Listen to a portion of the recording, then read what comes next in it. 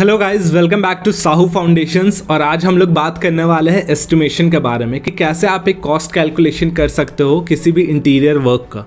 तो मैंने एक पहले वीडियो बना रखा है, बट लोगों ने कहा और ज़्यादा उसको डिस्क्रिप्शन में जानना है और ज़्यादा उसको डिटेल के अंदर जानना है, तो डिस्क्रिप्टिव वे में मैं इस वीडियो के अंदर आपको बताऊंगा। और इसके अंदर हम लोग क्या क्या डिस्कस करेंगे, जैसे कि आपका जो वुडन वर्क होगा वो हम लोग डिस्कस करेंगे कैसे कैलकुलेट करते हैं। लैमिनेट वर्क जो होगा वो हम लोग डिस्कस करेंगे कि वो कैसे कैलकुलेट करते हैं। उसके बाद आपका जो काउंटर टॉप होगा वो हम लोग डिस्कस करेंगे कि कैसे आप कैलकुलेट कर सकते हैं काउंटर टॉप का जो भी मटेरियल होगा उसके बारे में। उसके बाद आपका जो डैडो टाइल्स होगा वो हम लोग डिस्कस करेंगे, प्लम्बिंग वर्क, इलेक्ट्रिकल वर्क। तो ये सारी चीज़ें हम लोग कवर करेंगे इस वीडियो के अंदर। और अगर वीडियो और ज़्यादा लंबी बनानी हुई हमें तो हम लोग कुछ उसमें वॉलपेपर्स ये सारी चीज़ें भी डिस्कस कर लेंगे। तो सबसे पहले मैं इसके अंदर आपसे किचन के बारे में डिस्कस करूँगा, क्योंकि किचन में मोस्टली ज़्यादा लोग कंफ्यूज होते हैं और वो काफ़ी ज़्यादा हार्ड वर्क होता है, काफ़ी ज़्यादा हेक्टिक होता है, जिसके अंदर लोग फंस जाते हैं उसका कैलकुलेशन करने के अंदर। तो मैं रफली आपको बताता हूँ कि कैसे आप इस चीज़ को कैलकुलेट कर सकते हो। पहले ओवरऑल मैं बताऊँगा, फिर एक एक मटेरियल के बारे में बताऊँगा। तो चलिए वीडियो को शुरू करते हैं।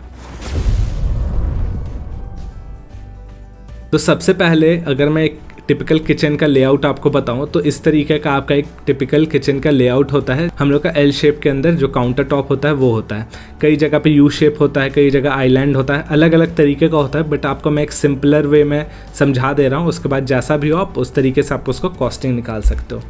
तो इसमें सबसे पहले आपको क्या करना होता है कि किचन के फर्नीचर वर्क के अंदर 3 पार्ट होते हैं, बेस कैबिनेट, वॉल कैबिनेट और लॉफ्ट। बेस कैबिनेट क्या होता है, जो भी आपका काउंटर टॉप के जितना नीचे वाला वुडन वर्क होता है उसको हम लोग बेस कैबिनेट्स कहते हैं। वॉल कैबिनेट क्या हुआ, जो डैडो टाइल्स के ऊपर रहता है उसको हम लोग वॉल कैबिनेट्स कहते हैं। उसके बाद लॉफ्ट एरिया होता है जो हम लोग का सबसे ऊपर होता है, जिसको आप चढ़ के यूज़ करते हो, चढ़ के खोलते हो, वो वाली चीज़ होती है। एक रफली मैं आपको मेजरमेंट बता दूँ तो बेस कैबिनेट लगभग 2.5 फीट का होता है, ऊपर नीचे हो सकता है डिपेंडिंग ऑन साइट। आपका जो डैडो टाइल्स के ऊपर का जो वॉल यूनिट होता है वो 2 फीट का होता है और उसके ऊपर जो लॉफ्ट होता है वो 3 फीट का होता है। ये सारे मेजरमेंट्स चेंज हो सकता है according to the site condition, कैसा आपका साइट बना हुआ है उस हिसाब से। तो अब इसको हम लोग कैलकुलेट कैसे करेंगे कि सबसे पहले आप रनिंग लेंथ देखोगे जो आपका फर्नीचर वर्क का होने वाला है, और एक पार्ट का आप पहले देखो। जैसे फॉर एग्जांपल बेस यूनिट आपका होने वाला है, तो आपका जो भी रनिंग लेंथ है, ठीक है, वो रनिंग लेंथ आप देखो और उसको मल्टीप्लाई कर दो आप उसके हाइट के साथ, तो इसका आपका स्क्वायर फीट निकल गया, ठीक है। उसके बाद आप देखोगे वॉल यूनिट का, तो वॉल यूनिट में भी जो भी रनिंग लेंथ में आपका फर्नीचर बनने वाला है इंटू हाइट, मतलब कि इंटू 2 फीट, मोस्टली 2 फीट का ही होता है। उसके बाद फिर जो लॉफ्ट आपका हो गया वो रनिंग फीट में रहेगा, और उसके बाद इंटू हम लोग हाइट कर देंगे जितना भी रहेगा, कभी 2.5 होता है, कभी 3 होता है, अपने हिसाब से आप देख लेना। तो इस तरीके से आपका स्क्वायर फीट निकल जाएगा। तो मोस्टली जो क्लाइंट को दिया जाता है कोटेशन वो स्क्वायर फीट में दिया जाता है। तो काफ़ी सारे लोग कहते हैं कि वॉल्यूमेट्रिक होना चाहिए, तो वॉल्यूमेट्रिक नहीं होता है, क्योंकि डिपेंडिंग कि क्या चीज़ें आप यूज़ कर रहे हो, और स्क्वायर फीट में ज़्यादा ईजी होता है किसी के लिए भी कैलकुलेट करना, तो वॉल्यूमेट्रिक नहीं होता है, हमेशा स्क्वायर फीट के अंदर होता है, ठीक है। तो ये आपकी चीज़ें हो गई। इससे आप एक रफ कॉस्टिंग निकाल सकते हो। अगर आप एक लमसम अमाउंट में कोट कर रहे हो तो आपका जो भी स्क्वायर फीट निकला उसको मल्टीप्लाई कर दोगे जिस भी आप रेट से आप कस्टमर को देने वाले हो, उस रेट से आप उसको मल्टीप्लाई कर दोगे तो आपका टोटल कॉस्ट निकल जाएगा।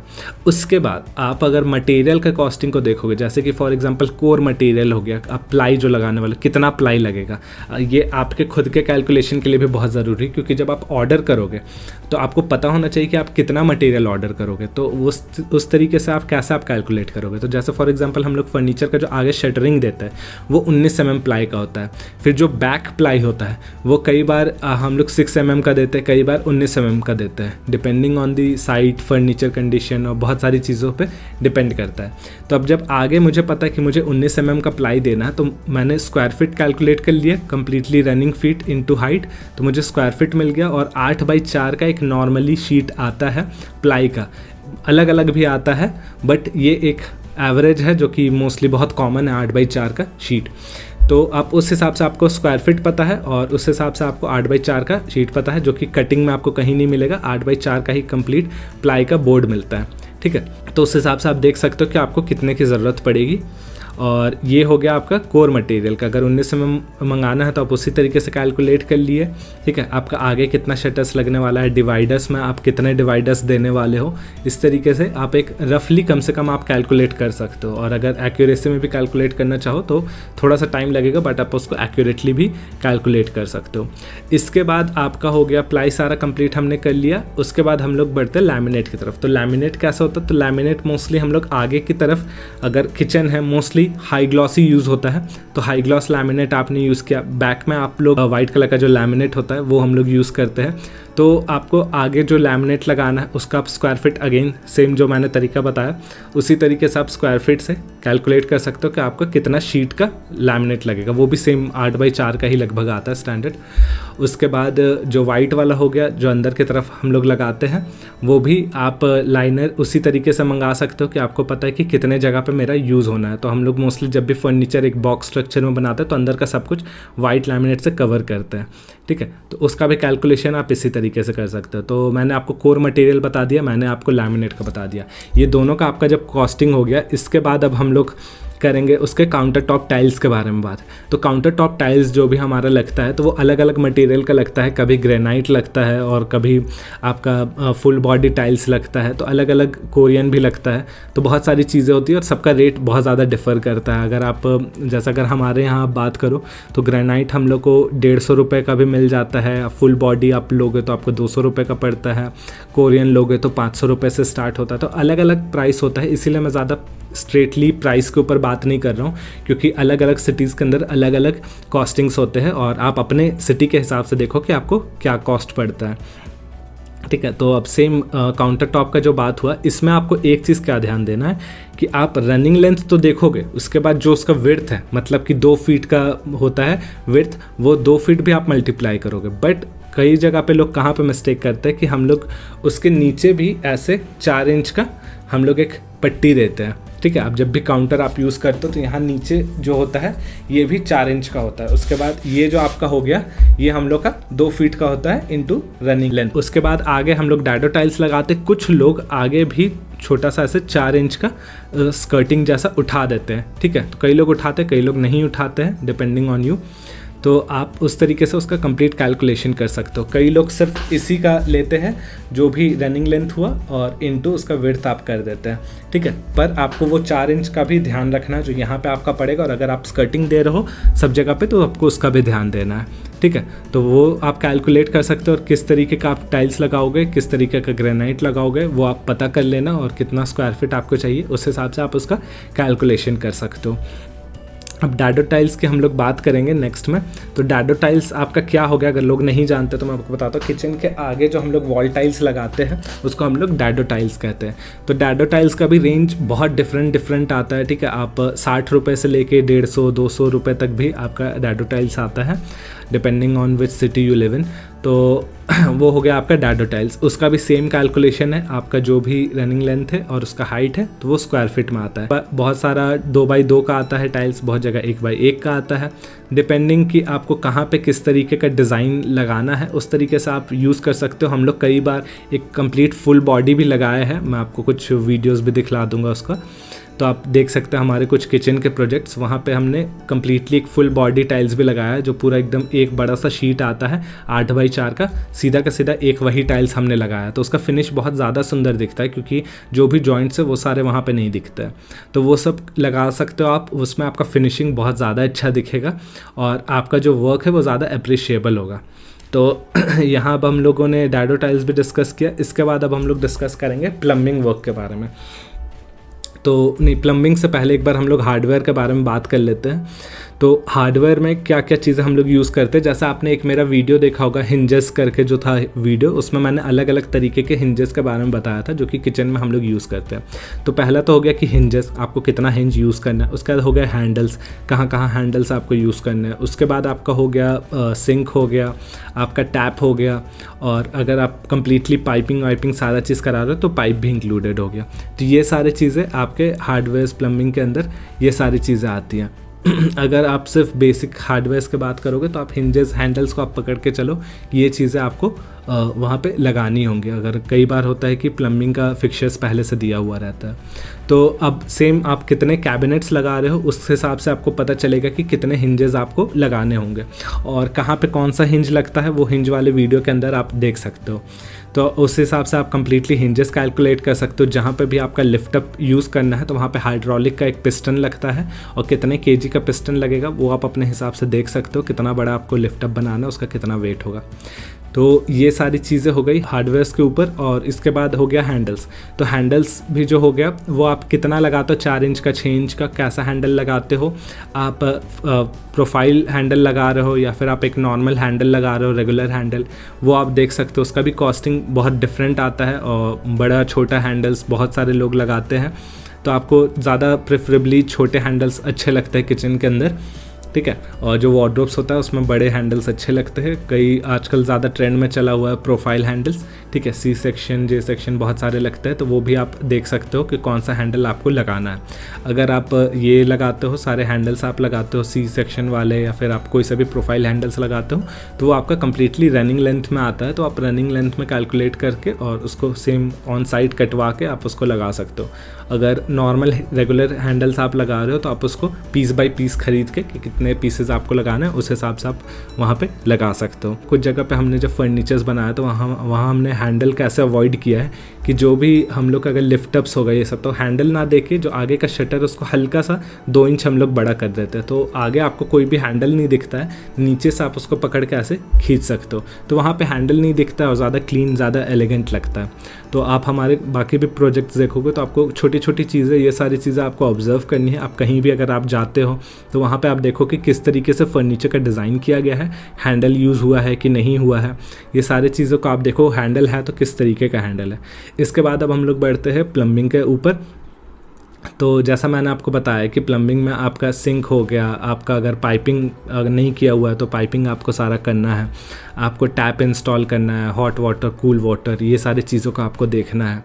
तो ये सारी चीज़ें आ गई प्लम्बिंग के अंदर, ठीक है। अब इसके अंदर सिंक होता है तो एक सिंगल सिंक होता है, डुअल सिंक होता है, अलग अलग तरीके के सिंक आते हैं, वो आप देख सकते हो इंटरनेट पे या फिर उस पर भी बोलोगे तो वीडियो बना देंगे। उसके बाद जो टैप्स हो गए वो भी अलग अलग तरीके के टैप्स आते हैं और जो आपका हॉट वाटर कनेक्शन हो गया वो सारी चीज़ें भी आप कर सकते हैं। तो ये सारी चीज़ें मोस्टली लमसम कॉस्ट के अंदर आता है। इसका कोई स्क्वायर फिट, रनिंग फिट नहीं लिया जाता है क्योंकि आप किस तरीके का हार्डवेयर आप ले रहे हो उस तरीके से ही आपका फाइनलाइज हो जाता है कि ये सिंक मैं 8,000 रुपये का ले रहा हूँ, जो नल है वो मैं 5,000 का ले रहा हूँ। तो इस तरीके से ये लमसम कॉस्ट के अंदर सारी चीज़ें हो जाती है। तो इसका कोई वैसा स्क्वायर फिट, रनिंग फिट नहीं होता। इसके बाद मैं अगर बढ़ूँ इलेक्ट्रिकल के ऊपर, तो इलेक्ट्रिकल का हम लोग कॉस्टिंग कैसे निकालते हैं कि आपका कितने टोटल स्विचेस लगने हैं। अब वो नए स्विचेस लगने हैं या फिर शिफ्टिंग होना है, ऑलरेडी कहीं पे स्विच पॉइंट दिया है वहाँ से शिफ्ट करके हम लोग कहीं और लगाने वाले हैं, तो वो सारी चीज़ों के ऊपर इसका कैलकुलेशन होता है। तो कई बार क्या करते हैं कि जब शिफ्टिंग करना होता है तो अभी तो हर एक जगह कंड्यूट वायरिंग ही होता है, तो वॉल को काट के हम लोग वायरिंग करते हैं, ठीक है। तो ये आपका हो गया कंड्यूट वायरिंग के अंदर। अब इसमें जो कॉस्टिंग होता है वो मॉड्यूल्स के ऊपर डिपेंड करता है। कई जगह पे लोग लमसम पे बात कर लेते हैं और कई जगह पे मॉड्यूल्स के ऊपर बात करते हैं। तो मॉड्यूल्स के ऊपर कैसे बात होता है मैं रफ फिगर में बस आपको मैं बता दे रहा हूँ, डिटेल में जाऊँगा तो वो पूरा इलेक्ट्रिकल का पार्ट हो जाएगा। जैसे स्विचेस हो गए तो उसको हम लोग एक सिंगल मॉड्यूल कंसिडर करते हैं, जो प्लग पॉइंट होता है उसको हम लोग डबल मॉड्यूल के हिसाब से कंसिडर करते हैं। तो आपको कितना जगह में कितना काम करना है, कितना वायरिंग्स बिछाना, नए वायरिंग्स होंगे, पुराने वायरिंग्स होंगे, उसी में चेंजेस होंगे कि क्या होंगे, वो सारी चीज़ें आपको देखनी है। उसके बाद जो लाइटिंग्स हो गए तो लाइटिंग्स कहाँ कहाँ कौन से लाइटिंग्स लगेंगे, जैसे कि कैबिनेट के अंदर हम लोग वो स्पॉट लाइट लगाते हैं छोटा छोटा, कई जगह पे हैंगिंग लाइट्स लगाते हैं, कई जगह पे हम लोग फोकस लाइट लगाते हैं। फॉल सीलिंग हो गया तो उसमें भी हम लोग पैनल लाइट्स लगाते हैं। तो बहुत तरीके के भी लाइट्स आते हैं। स्ट्रिप लाइट्स अभी किचन में कॉमन लोग कर दिए हैं, काउंटर के नीचे लोग स्ट्रिप लाइट लगा देते हैं। वॉल जो कैबिनेट हो गया आपका वॉल यूनिट, उसके नीचे लोग लाइट्स लगा देते हैं। तो बहुत तरीके के लाइट्स है, कोव लाइट्स है, आप वैसे भी चीज़ें लगा सकते हैं। तो वो एक सेपरेट पार्ट हो जाएगा, कभी मैं लाइटिंग के अंदर आपसे डिस्कस करूँगा। बट ओवरऑल मेरा कहने का ये मतलब है कि कितने आपको पीसेस ऑफ लाइट्स लगाने हैं वो आप कैलकुलेट करो। वायरिंग न्यू करना है या फिर ओल्ड में ही करना है वो आप कैलकुलेट करो। आपको शिफ्टिंग करना है या फिर न्यू पॉइंट्स इंस्टॉल करने हैं उसको आप कैलकुलेट करो। तो ये ये सारी चीज़ें कैलकुलेट करके आप उसको एक कॉस्टिंग दे सकते हो, या तो लमसम के ऊपर, या फिर आप उसको बोल सकते हो कि कितना आपका स्क्वायर फीट में वायरिंग होगा, उस हिसाब से भी आप कर सकते हो। ये हो गया मोस्टली किचन के अंदर सारी चीज़ें आ गई। इसके बाद आपका जो भी हार्डवेयर के अंदर भी ड्रॉर्स हो गए, आपके किस तरीके के इनोटेक ड्रॉर्स लगेंगे या फिर वो वायर बास्केट ड्रॉर्स लगेंगे, वो सारे हर एक ड्रॉर का एक अलग अलग कॉस्ट होता है, कितना विड्थ और साइज़ रहेगा वो आप ब्रांड से पता कर सकते हो। तो जैसे एक एक ड्रॉर में आपसे बात करूं तो 3000 2500 का आता है, और फिर अच्छे ब्रांड्स में जाओगे तो उससे भी महंगा आता है। बॉटल पुल आउट आता है, आपका नॉर्मल ड्रॉर्स आता है, ठीक है, आपका टेंडम बॉक्सेस आते हैं। तो ऐसा अलग अलग तरीके के बहुत सारे ड्रॉर्स आते हैं, पुल आउट्स आते हैं, वो आप यूज़ कर सकते हो। तो कस्टमर को कितना हार्डवेयर चाहिए उस हिसाब से आप देख सकते हो। जो कॉर्नर्स हो गए उसमें कुछ मैजिक कॉर्नर्स आते हैं, लिमिन्स कॉर्नर्स आते हैं, तो हार्डवेयर का एक सेपरेट पार्ट हो जाएगा। मैं आपको लमसम बता रहा हूँ कि क्या हार्डवेयर आपको यूज़ करना है, वो आप देख सकते हो, क्या क्या फिटिंग्स होंगे, वो सारी चीज़ों के हिसाब से आप उसका भी कॉस्टिंग ऐड करके आप कस्टमर को बता सकते हो। कई लोग उसको नॉर्मली एक टॉप सिर्फ लगा देते हैं, जो आप देखे होंगे कि सिर्फ ऐसे आपका जो स्लैब होता है बस एक स्लैब दे देते हैं, और कुछ लोग उसके अंदर पूरा फिटिंग्स लगाते हैं ड्रॉस वॉस के साथ, कुछ मैजिक कॉर्नर्स लगाते हैं। तो कहीं आपको क्या यूज़ करना है, कस्टमर का क्या रिक्वायरमेंट है, उस हिसाब से आप उस चीज़ों को देख सकते हो। तो ये सारे आपके किचन के कॉस्टिंग के अंदर मोस्ट ऑफ द चीज़ें कंप्लीट हो गई। इसके बाद आपका बच गया, जैसे कि अगर सेम चीज़ आप इसमें कर रहे हो, बेडरूम्स में कर रहे हो, तो फर्नीचर वर्क तो वैसे ही कैलकुलेट होगा जैसे कि मैंने आपको बताया। एडिशनल क्या होगा, जैसे वॉलपेपर है ना, तो वॉलपेपर आपका सिंपली एक स्क्वायर फीट के अंदर आता है। वो स्क्वायर फीट कैसे हो गया, आपका लेंथ इनटू विड्थ हो गया, ठीक है। तो 50 स्क्वायर फीट का एक रोल आता है, ऐसे 57 का आता है, वेस्टेज से जाता है। तो 50 स्क्वायर फीट आप पकड़ो कि एक वॉलपेपर आप आया, तो जितना भी आपका वॉल है आप उस हिसाब से, अगर 100 स्क्वायर फीट है तो 2 रोल हो गया, है ना। अगर 180 स्क्वायर फीट है तो आपका 4 रोल हो गया। क्यों हो गया, क्योंकि आपका 3 रोल तो 150 स्क्वायर फीट हुआ, और जो 80 हुआ उसके लिए आपको फिर एक नया रोल ख़रीदना पड़ेगा। तो रोल थोड़ा सा ज़्यादा क्यों लगता है, और आप कट पीसेस को क्यों नहीं यूज़ कर सकते हो, क्योंकि जैसे कई जगह पे जो पैटर्न्स होते हैं वो पैटर्न्स को मिलाना होता है। आप मेरे ऑफिस का वीडियो देखोगे तो वहाँ पर भी हमने काफ़ी सारे वॉलपेपर्स यूज़ करके रखे हैं। आप हमारे ऑफिस का भी वीडियो देखना कि हम लोग ऑफिस को कैसे डेकोरेट किए हैं, तो उसके अंदर भी हम लोग वॉलपेपर्स यूज़ किए। तो वॉलपेपर्स क्या होता है कि जब भी आप एक पैटर्न्स में बनाते हो तो वो पैटर्न आपका मैच होना चाहिए। अगर यहाँ पे आप पैटर्न बना रहे हो तो ये दोनों पैटर्न आपके मैच होने चाहिए। ऊपर नीचे होगा तो वो एक कंटिन्यूस फॉर्म में नहीं दिखेगा, फिर वो आपको डिफरेंस पता चलेगा। इसीलिए थोड़ा सा वॉलपेपर वेस्ट जाए बट उसका पैटर्न मिलना चाहिए, और थोड़ा सा एक्स्ट्रा वॉलपेपर हमेशा आपको मंगाना चाहिए।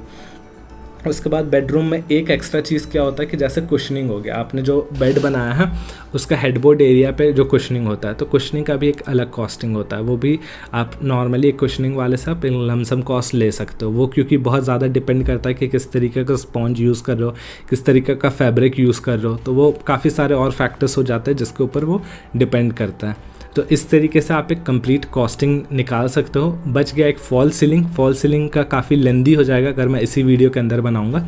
तो फॉल सीलिंग का आपको एकदम डिटेल में अगर कॉस्टिंग चाहिए तो आप मुझे बता सकते हो, उसके अंदर भी मैं डिटेल कॉस्टिंग वीडियो आपको बना दूंगा। तो ये आई होप सो आपको सारे कॉस्टिंग के बारे में पता चल गया हो कि किस तरीके से आप कॉस्ट निकाल सकते हो, किस तरीके से मटेरियल का आप एस्टिमेट निकाल सकते हो। तो ये सारी चीज़ें हैं जो कि आपको जानना बहुत ज़्यादा ज़रूरी थी इंटीरियर डिज़ाइनिंग के अंदर। और कॉस्टिंग के अंदर ज़्यादातर स्टूडेंट्स फंसते हैं। जब तक आप एक प्रैक्टिकल फील्ड के अंदर नहीं रहते हो तब तक ये सारी चीज़ें बहुत क्लैरिटी के साथ समझ में नहीं आती, और हम लोग भी स्टार्टिंग में कई बार बहुत सारी गलतियां कर देते थे। तो और होता क्या है कि अगर आपने एस्टिमेशन के अंदर कहीं पे गलती कर दी और आपने कस्टमर को एस्टिमेट दे दिया, उसने अप्रूव कर लिया, आप काम स्टार्ट कर दिए, बाद में आपको समझ में आया कि यार मैंने इस चीज़ का कैलकुलेट नहीं किया था, ये मैंने भूल गया, तो आप कस्टमर को फिर से आप बोल नहीं सकते हो क्योंकि रेट को फिक्स किया है कि हाँ इस रेट पे आप काम करने वाले हो। बाद में अगर आप भूल गए और आप बोलोगे सर मैं भूल गया था उसको बढ़ाओ, तो वैसा नहीं चलता है। अगर आप भूल गए तो वो आपको अपने जेब से देना पड़ेगा। हमने भी दिया है, बहुत जगह हमने भी लॉसेस खाए, तो वो होता है, वो बहुत कॉमन है इंटीरियर फील्ड के अंदर। आपको बस यही है कि आपको एक सही तरीके से कॉस्टिंग निकालना आना चाहिए। इसके लिए आप कभी भी, मैं हमेशा स्टूडेंट्स को सजेस्ट करूँगा, लोग बहुत ज़्यादा हड़बड़ाते हैं कि मेरे को तुरंत अपना बिजनेस स्टार्ट करना है, मैं तो सीख गया, मैं तो सॉफ्टवेयर चलाना जानता हूँ, तब तो मैं इंटीरियर डिज़ाइनर बन गया। वैसा नहीं होता। Software is just a single part of the interior designing, is just the first step of interior designing. Software आप जानते हो, आप भले ही कितना अच्छा 3D बनाते हो, क्या बनाते हो, उससे कोई फ़र्क नहीं पड़ता है। It's just a first part. Client को सिर्फ ये दिखता है कि मेरा ऐसा रूम बनने वाला है, दैट्स इट। उससे ज़्यादा 3D का सॉफ्टवेयर का और कोई काम नहीं है। जो है सो एग्जीक्यूशन है। और एग्जीक्यूशन में जाने से पहले मुझे जहाँ तक लगता है हर एक स्टूडेंट को नहीं भी तो 2 से 3 साल किसी एक अच्छे फर्म के अंदर काम करना चाहिए। उसके बाद ही उसको अपना वर्क स्टार्ट करना चाहिए। आप जल्दी उतरोगे, जल्दी लॉस खाओगे और आप बहुत ही ज़्यादा आप फंसोगे काम के अंदर, क्योंकि लोग जो पैसा देते हैं इंटीरियर के अंदर वो काफ़ी बड़ा अमाउंट होता है। और आप ये नहीं सोच सकते हो कि मैं पैसा ले लूँगा, कर लूँगा, देख लूँगा, ऐसा नहीं होता है। अगर आपने एक मिस्टेक किया तो वो कस्टमर आपको कहीं का नहीं छोड़ेगा, क्योंकि बहुत बड़ा अमाउंट उसका लगता है, ठीक है। तो छोटा मोटा 1000-2000 का बात नहीं है कि कोई नेगलेक्ट कर देगा कि हाँ चलो आपने गलती की।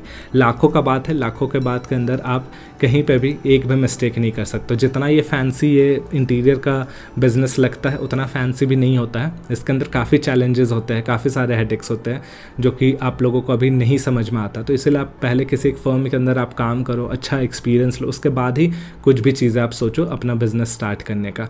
और अगर आपको हमारे साथ भी काम करना हो तो भी आप हमें बोल सकते हो, और किसी भी अच्छे जगह काम करना हो तो आप वहाँ पे अप्लाई कर सकते हो। वीडियो देखने के लिए thank you guys. I hope so आपको काफ़ी चीज़ें समझ में आई होंगी। कुछ आपको नहीं समझ में आया होगा तो आप मुझे कमेंट सेक्शन में बताना, मैं उसके ऊपर भी एक वीडियो बना दूंगा। कोई भी वैसा डाउट होगा तो मैं उसको भी क्लियर कर दूंगा। तो मिलते हैं गाइस नेक्स्ट वीडियो के अंदर। Thanks for watching.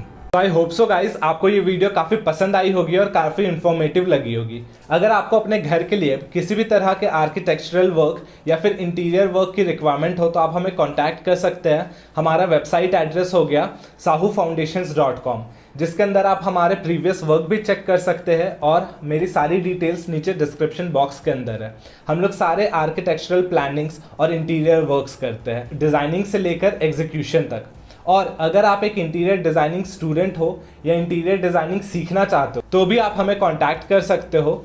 हम लोग इंटीरियर डिज़ाइनिंग सिखलाते हैं अपने स्टूडेंट्स को, जिसके अंदर हम लोग सारी चीज़ें उन्हें सिखलाते हैं ऑनलाइन एंड ऑफलाइन। जैसे कि सारे सॉफ्टवेयर्स हो गए, सॉफ्टवेयर्स में आपका 3D 2D ग्राफिकल सॉफ्टवेयर्स, हर एक चीज़ काफ़ी डेप्थ के अंदर सिखाया जाता है from the basics to the advance level. उसके बाद हम लोग सारे थ्योरी सब्जेक्ट्स आपको सिखलाते हैं, हर एक मटेरियल्स के बारे में सिखलाते हैं। 20 से भी ज़्यादा वीडियोस उसके ऊपर है और काफ़ी लॉन्ग लेक्चर्स आपको दिया गया है इन डेप्थ इन सारे मटेरियल्स के बारे में। उसके बाद हम लोग साइट एग्जीक्यूशन दिखलाते हैं कि किस तरीके से साइट एग्जीक्यूट किया जाता है from design to the execution. उसके बाद हम लोग आपको कंप्लीट रियल प्रोजेक्ट्स अपने दिखलाते हैं जो कि हमने वर्क्स किए हुए हैं। और उसके बाद हम लोग अगर आपको इंटीरियर डिज़ाइनिंग बिजनेस स्टार्ट करना हो उसके ऊपर भी वीडियोस देते हैं, जिसके अंदर आप जानेंगे कि कैसे आप इंटीरियर डिज़ाइन के बिजनेस को स्टार्ट कर सकते हैं खुद से। उसके बाद हम लोग आपको कंप्लीट कॉस्टिंग और एस्टिमेशन सिखाते हैं, जिसके अंदर किसी भी एरिया का कॉस्टिंग एस्टिमेशन आप निकाल सकते हो और from the scratch to the advance level आप सारी चीज़ों को खुद से हैंडल कर सकते हो।